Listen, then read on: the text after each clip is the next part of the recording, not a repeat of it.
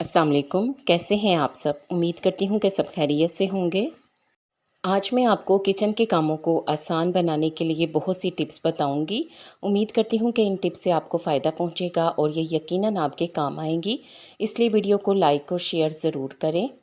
देसी घी से बू दूर करने के लिए बाज़ दफ़ा देसी घी से खट्टी लस्सी की बू आती है। इसे दूर करने के लिए तकरीबन 1 किलो घी में 2 खाने के चम्मच खुश्क आटा डालकर इसे पकाएं और फिर छान कर इस्तेमाल करें तो किसी भी किस्म की बू बाकी नहीं रहेगी। उबले अंडे सलीके से काटने के लिए ज़रा सख्त उबले हुए अंडे के टुकड़े करने से कबल अगर छुरी को ठंडे पानी में गीला कर लिया जाए तो टुकड़े आसानी से अलग हो जाते हैं और अंडों की जर्दी भी टूटने से महफूज रहती है। इस तरह आप बड़ी नफासत के साथ अंडे काट सकती हैं। पेस्ट्री तैयार करने के लिए पेस्ट्री बनाने के लिए जो आटा केक के लिए गूंदा जाता है, इसे अगर सिर्फ आधे घंटे के लिए फ्रिज में रख दिया जाए तो पेस्ट्री बहुत अच्छी और हल्की बनेगी। अंडों की बू दूर करने के लिए सुबह का नाश्ता आमतौर पर अंडे के साथ किया जाता है। अंडे ना सिर्फ जल्दी तैयार हो जाते हैं बल्कि सेहत के लिए भी महफूज होते हैं। अंडे आमतौर पर शीशे के बर्तनों में डालकर पेश किए जाते हैं और बर्तनों में से अगर फ्राई अंडे किए हों तो ऐसे बर्तनों की सफाई करने पर भी अंडे की बू इनमें रच बस जाती है और धोने के बाद भी नहीं जाती। इन बर्तनों को आसानी से धोने के लिए मैं आपको एक टिप बताती हूँ। कांच के बर्तनों में अंडे की बू को दूर करने के लिए इन पर ज़रा सा खुश्क आटा छिड़क कर इसे 5 मिनट के लिए छोड़ दें, फिर धो लें तो अंडे की बू दूर हो जाएगी। चावलों में नमक कम करने का तरीका। एक आटे की रोटी घी में बेल लें और आधे चावल देगची से निकालकर इस रोटी को चावलों के ऊपर फैलाकर रख दें। इसके बाद निकाले हुए चावल ऊपर डालकर दम लगा दें। जब आप खाने के लिए देगची को खोलें तो ऊपर से चावल हटाकर दरमियान से रोटी को निकाल दें जो कि सख्त हो चुकी होगी। फिर आप बाकी के चावलों को देगची में डाल दें तो इंशाल्लाह ताला तेज़ नमक में कमी आ जाएगी। बिरयानी के चावलों को चिपकने से बचाने के लिए उम्दा बिरयानी की पहचान यही है कि इसके चावल के दाने अलग अलग दिखाई दें। इस खामी से बचने के लिए चावल उबालने से पहले अगर पानी में 2 या 3 छोटे छोटे साबुत प्याज डाल दें और फिर इसके साथ साथ थोड़ा सा नींबू का रस भी निचोड़ दें तो इससे चावल कभी भी नहीं चिपकेंगे, हमेशा अलग ही रहेंगे। और जब बिरयानी की तह लगाएं तो आप इन प्याज को याद से निकाल लें। इसके अलावा चावलों को जुड़ने से बचाने के लिए इनमें थोड़ा सा घी भी शामिल करें तो चावल नहीं जुड़ेंगे, अलग अलग ही रहेंगे। अगली टिप चावलों से मुतल्लिक है। चावलों के पानी के लिए अक्सर पुलाव या बिगाड़े हुए चावल वगैरह पकाने के दौरान पानी कम या ज़्यादा डालने से चावल ख़राब हो जाते हैं। अगर आपको चावलों में पानी डालने का सही अंदाज़ा नहीं तो आप ये तरकीब इस्तेमाल करें।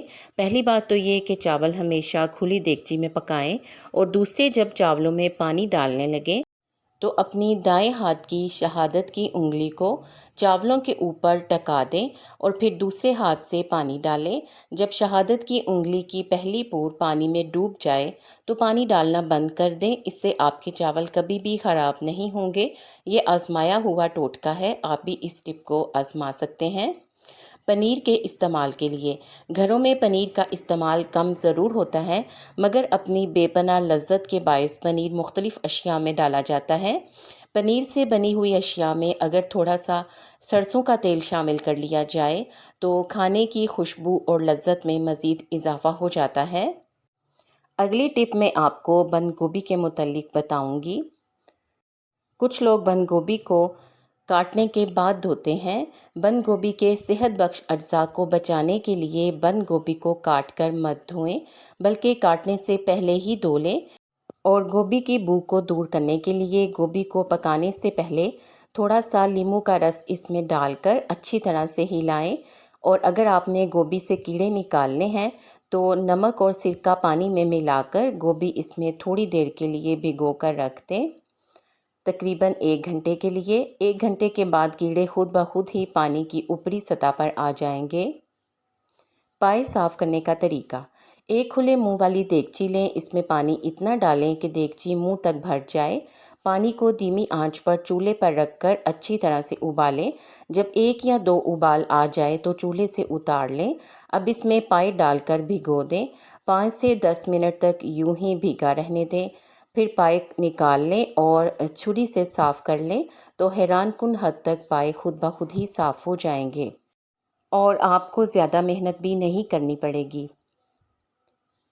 سرخ مرچ کی رنگت کو برقرار رکھنے کے لیے پسی ہوئی سرخ مرچیں اگر کچھ عرصہ استعمال کے بغیر پڑی رہیں تو ان کی رنگت خراب ہو جاتی ہے اور ان کا ذائقہ بھی قدرے روکھا ہو جاتا ہے۔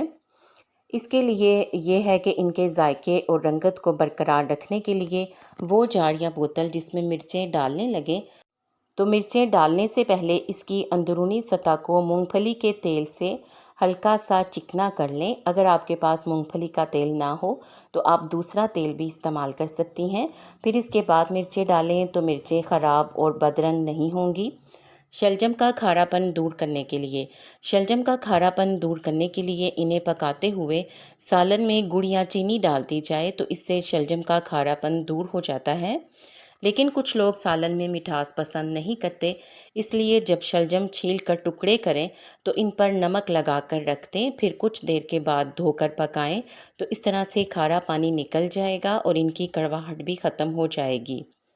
مرغی کی مہک دور کرنے کے لیے مرغی کی بو اگر سالن سے غائب کرنا ہو تو پکانے سے تھوڑی دیر پہلے پانی میں میٹھا سوڈا ڈال کر گوشت کو اس پانی میں تھوڑی دیر کے لیے بھیگا رہنے دیں، پھر پکائیں تو سالن میں سے مرغی کی مہک نہیں آئے گی اور اس کے ساتھ ساتھ سالن بھی خوش ذائقہ بنے گا۔ چاولوں کی بڑیاں بنانے کے لیے چاول ابال کر اس میں تھوڑا سا پانی رہنے دیں، پھر اس میں سفید زیرہ، نمک، مرچ حسب ذائقہ شامل کر کے ملیدہ سا بنا لیں۔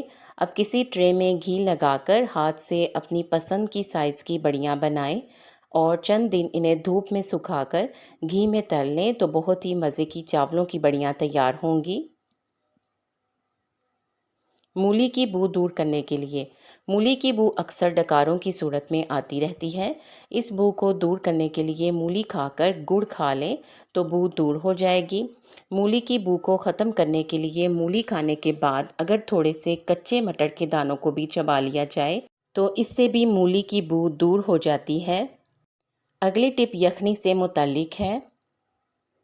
یخنی کی چکنائی ختم کرنے کے لیے اگر مریض کو چکنائی منع ہو اور یخنی میں چکنائی کی ایک بڑی مقدار موجود ہو تو یخنی کی چکنائی کو ختم کرنے کے لیے اس میں چند ہرے پتے سلاد کے ڈال دیں تو یخنی کی چکنائی ختم ہو جائے گی۔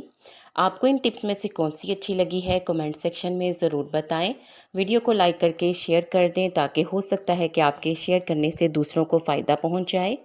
مجھے امید ہے کہ آپ نے چینل کو سبسکرائب کر لیا ہے، اگر ابھی تک نہیں کیا تو جلدی سے سبسکرائب کر کے بیل آئیکن پریس کر دیں۔ شکریہ۔